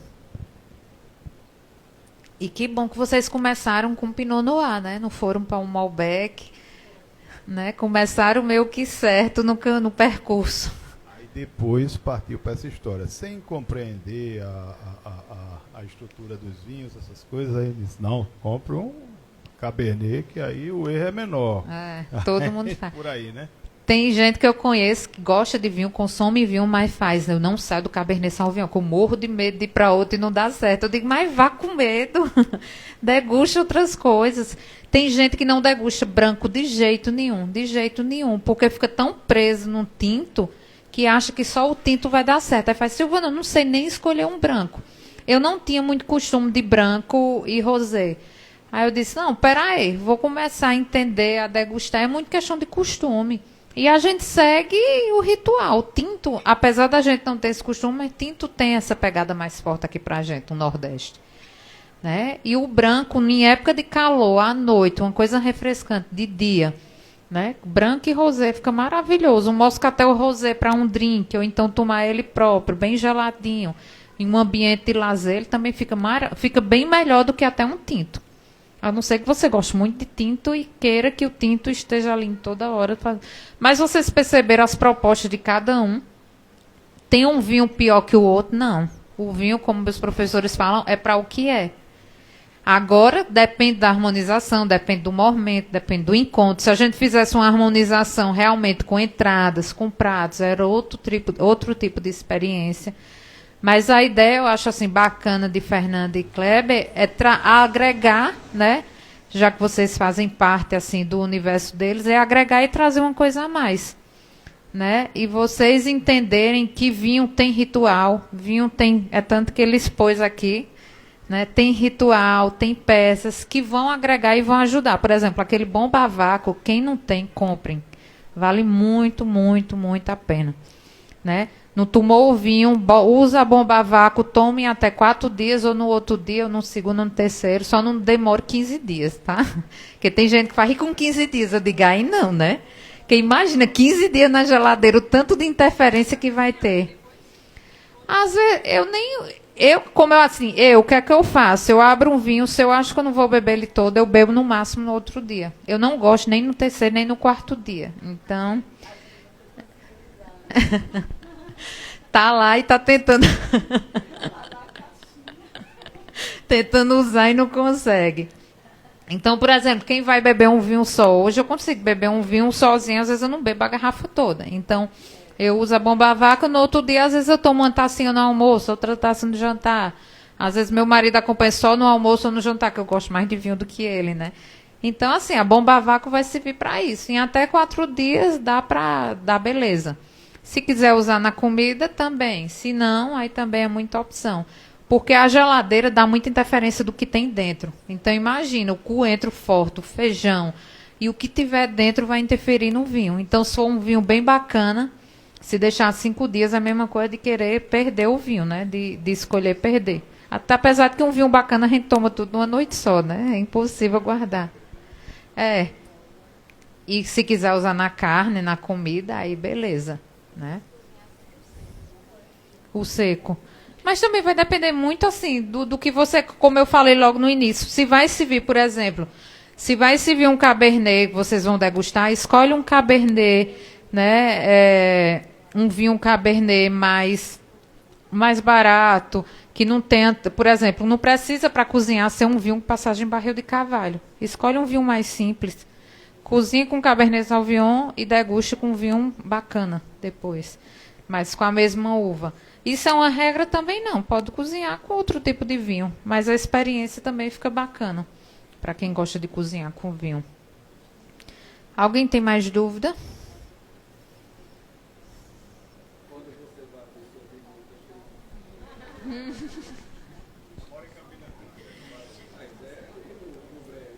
Né? Mas eu sou de Princesa Isabel, então possivelmente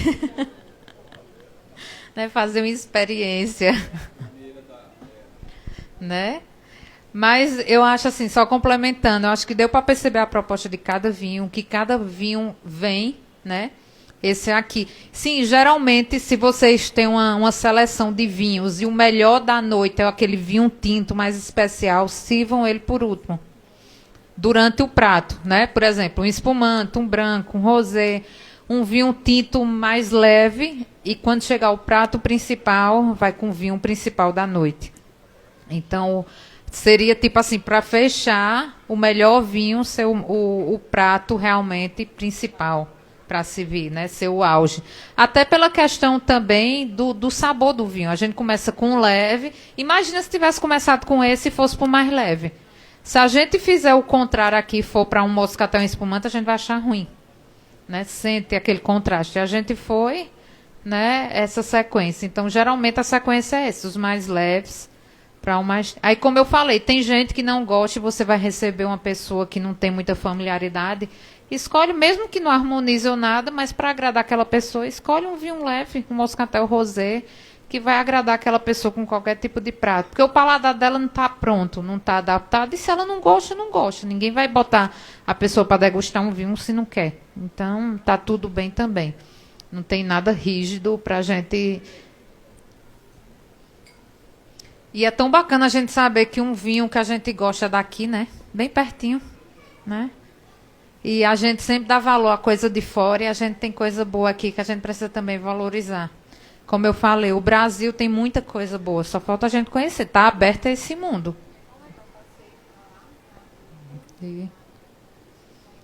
Então a gente também, como a gente tem esse costume chileno, a gente degusta muito, argentino mais ainda, os portugueses que chegam muito aqui. Então vamos também se abrir ao nosso vinho. Pois é, e tão perto, né? É muito questão de costume e cultura, de valorização. Pode ver, na maioria dos vinhos que a gente encontra, ou então que as pessoas degustam, é mais chileno, que é o que chega de monte aqui no Brasil. Eles produzem realmente para comercializar, então chega bastante. Aí depois, argentino. Pois é, maravilhoso. Esse aqui não dá para deixar, não. Tomate. Qual? Sim. Não é nem modismo. Além dele ser conhecido, assim, o marketing dele fez bem, ele também é bom. Não é bom?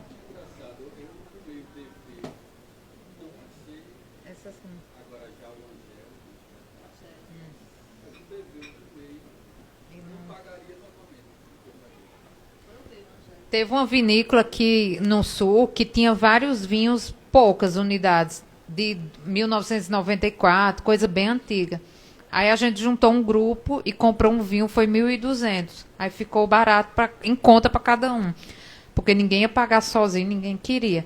Aí vamos ter essa experiência, bora? Aí dividiu, rateou e o vinho. Era de 1994. Você degustava ele e fazia. Cadê o dinheiro né, que a gente pagou? Mas aí o vinho é de 1994. É quando ele chega aquele auge que chama bouquet. O aroma dele já tá tão complexo e tão já amadurecido que não tem mais aroma, né? Fácil.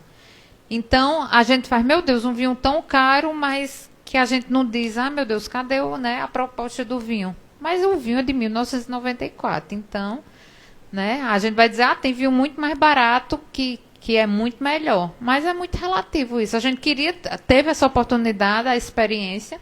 Porque pode ser que não tivessem outra oportunidade, mas tem muito disso.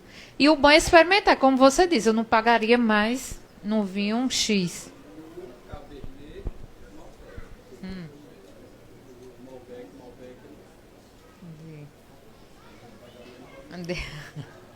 Mas a experiência, degustar lá, né, direto da fonte, então é bacana. Aí você degustar ou não, aí você vai para o seu gosto, mas o bom é isso, são as experiências, né? Então é isso, minha gente. Eu acho que espero que tenham gostado, né? Foi uma coisa bem para iniciante, né? Aqui, porque vinho, que se a gente for aprofundar, pode aprofundar por região, vai só Chile. Aí tem milhares de coisas para entender, vai só Argentina, vai só Portugal. Então, tem várias coisas no mundo do vinho que não tem fim, né? Quanto mais a gente estuda. E como é que a gente aprende vinho? Degustando. A gente tem que ter litragem. Então, é bebendo, né? Tem um bocado de litragem. A gente só aprende degustando. Não adianta eu falar que Cabernet é isso e isso, se você não degustar. Por exemplo, Pinot Noir, que a gente falou aqui bastante. Quem não degustou vai ficar, Pinot Noir eu acho que é isso ou isso. Vocês podem degustar e ter outra experiência. Então a gente só sabe o que é vinho degustando.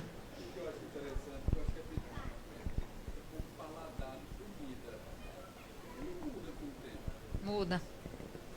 Se a gente degustar esse daqui um tempo, pode ter outra experiência. Você pode achar melhor, pior. Aí a história do gosto. O seu paladar. Que o seu vai ser totalmente diferente do meu. Eu tenho minhas preferências. Né? Eu falei aqui do Jerez, o fortificado, vocês podem ter outra experiência totalmente diferente. Eu tive uma experiência boa com ele. Pronto, Pronto, é igual café, igual qualquer outro tipo de comida, café, é tudo questão de paladar e adaptação. No início é ruim, um vinho seco no início, quando a gente está naquele momento de transição, é horrível, né? É tanto que eu falei que o primeiro gole pode ser que a gente achasse ruim, mas esse aqui foi bem agradável, desde o primeiro gole. Mas o segundo e o terceiro ele se tornou melhor, eu achei, bem melhor. Mas como a Fernanda disse, eu não gostei tanto, porque o paladar dela, ela gosta mais. Pode ser que ela não mude nunca, mas beleza, tá tudo bem. É a gente quebrar. E pode ser que ela identifique um tinto bom, pode ser que ela ainda não tenha encontrado aquele tinto que ela goste, né, que ela se identifique. Então é o paladar dela, que pode ser totalmente de Kleber. Gostou, Kleber? Totalmente diferente. Então tá tudo bem.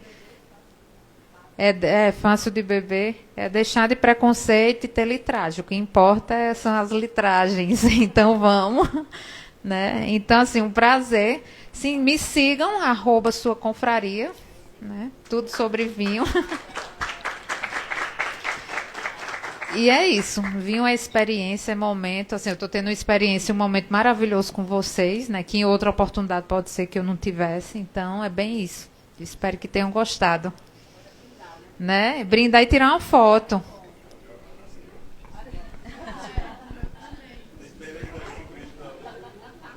Sim, olha aí, tá transmitindo pelo Instagram e YouTube, né? O nosso encontro aí tá bombando, como diz, né? Então, também foi um prazer estar com vocês, né? Vai ficar tudo salvo, né, Ronaldo? Quem quiser rever, perdeu esse momento. Então, um prazer e também boa noite.